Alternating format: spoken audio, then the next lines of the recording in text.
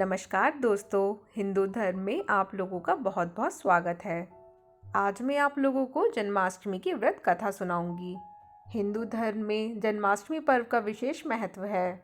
यह पर्व भगवान श्री कृष्ण को समर्पित है। इस दिन लोग व्रत रखते हैं और भगवान के बाल स्वरूप लड्डू गोपाल की पूजा की जाती है। शास्त्रों के अनुसार भाद्रपद माह में कृष्ण पक्ष की अष्टमी तिथि को रोहिणी नक्षत्र में भगवान कृष्ण का जन्म हुआ था। जन्माष्टमी के दिन लोग बाल कृष्ण की पूजा अर्चना करते हैं।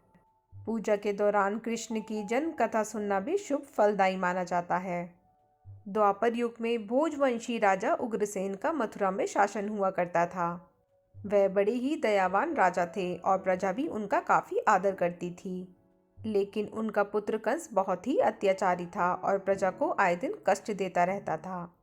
जब राजा उग्रसेन को इस बात का पता चला तो उन्होंने कंस को बहुत समझाया, लेकिन कंस ने उनकी एक न मानी और एक दिन अपने पिता का विरोध करके उनका सिंहासन छीनकर खुद गद्दी पर बैठ गया और स्वयं मथुरा का राजा बन गया।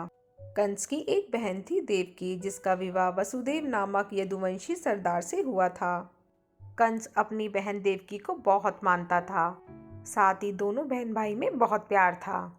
एक दिन कंस जब अपनी बहन देवकी को ससुराल पहुंचाने जा रहा था, तभी अचानक रास्ते में आकाशवाणी हुई, हे कंस, जिस देवकी को तू बड़े प्रेम से ले जा रहा है, इसी के गर्भ से उत्पन्न 8वां बालक तेरा वध करेगा।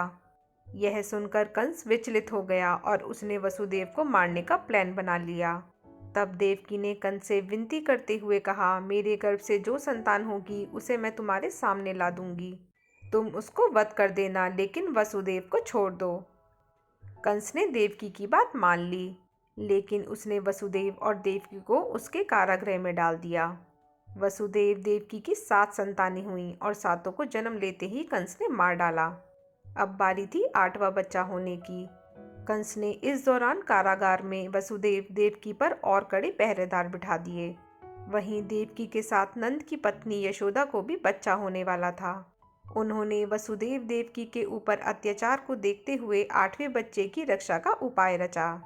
जिस समय देवकी को पुत्र पैदा हुआ, उसी समय संयोग से यशोदा के गर्भ से एक कन्या का जन्म हुआ, जो कुछ और नहीं सिर्फ माया थी। जिस कोठरी में देवकी वसुदेव को कैद किया गया था, उसमें अचानक चतुर्भुज भगवान प्रकट हुए। दोनों ने भगवान के चरण स्पर्श किए। भगवान ने देवकी वसुदेव से कहा, अब मैं पुनः नवजात शिशु का रूप धारण कर लेता हूँ।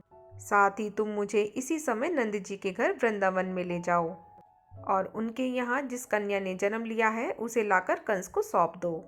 जब भगवान से वसुदेव ने यह कहा कि इतने कड़े पहरे में यहाँ से कैसे जा सकता हूँ, तो भगवान ने कहा कि तुम चिंता ना करो। जागते हुए पहरेदार सो जाएंगे, कारागृह के दरवाजे अपने आप खुल जाएंगे और यमुना नदी तुमको पार जाने का मार्ग खुद दे देगी। तुम आराम से वृंदावन नंद जी के घर पहुंच जाओगे। भगवान की बात सुनते ही वसुदेव ने नवजात शिशु रूप श्री कृष्ण को सूप में रखा और निकल पड़े। कारागृह के सभी गेट खुल गए। इसके बाद वसुदेव यमुना को पार कर नंद जी के घर पहुंचे, जहां उन्होंने नवजात शिशु को यशोदा के साथ सुला दिया और उनकी कन्या को लेकर मथुरा आ गए। वसुदेव के आते ही कारागृह के फाटक बंद हो गए। कंस तक वसुदेव देवकी का बच्चा पैदा होने की सूचना सैनिकों ने दे दी। कंस तभी तुरंत बंदी गृह पहुंचा। तभी उसने एक नवजात कन्या को देखा। उसने कन्या देवकी के हाथ से छीन ली और जैसे ही उसने उस बच्ची को धरती पर पटक देना चाहा, वैसे ही कन्या आकाश में उड़ गई और उसने कहा, अरे मूर्ख, मुझे मारने से क्या होगा? तुझे मारने वाला तो वृंदावन पहुंच चुका है और वह जल्दी तुझे दंड देगा। कंस ने कई बार भगवान श्री कृष्ण को मारने की कोशिश करी, लेकिन वह इसमें नाकाम रहा। जब भगवान श्री कृष्ण युवा हुए तो उनका भगवान श्री कृष्ण से युद्ध हुआ और उन्होंने अपने मामा कंस का वध कर दिया। तो दोस्तों, अगर आप लोगों को मेरा ये वीडियो थोड़ा सा भी हेल्पफुल लगा हो तो इसे लाइक और शेयर करना ना भूलिएगा और मेरे चैनल को सब्सक्राइब ज़रूर कीजिएगा। धन्यवाद।